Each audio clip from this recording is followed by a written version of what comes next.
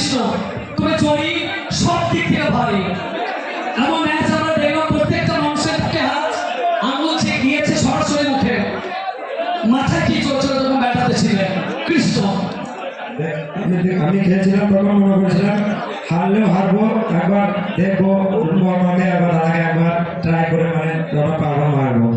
বহুদিনের ইচ্ছা আজকে পূরণ। চড়াতে করতে হবে কৃষ্ণ জন্য। কৃষ্ণ উঠে তারপরে শোন, এই শরীর বেশি হ্যান্ডসাম, একদম হ্যান্ডসাম নয়, শরীরে হয়তো বেশি তাকত নেই, পাতলা শরীর। যে শর্ট করে খেয়েছে না ভারী, কিভাবে সম্ভব এত কিছু? হয়তো 1.5 মাস বাবদ ছিলাম, তারপর পুজো বাবদ আসা এখানে, আর কিছুদিন অতটা কনফিডেন্স ছিল না যে এরকম ভাবে খেলতে পারবো, কিন্তু আগেও খেলেছি দু একজনকে, সেই জন্য আচ্ছা, এতগুলো অডিয়েন্স শুধু তোমাদের দিকে তাকাচ্ছিল, সাইথিয়া মানে একটা ব্যাড এরিয়া শর্ট হ্যান্ডের জন্য।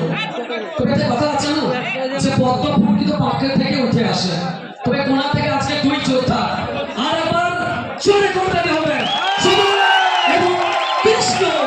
সো ভেরি ভেরি কংগ্রাচুলেশন, দুই ম্যাচ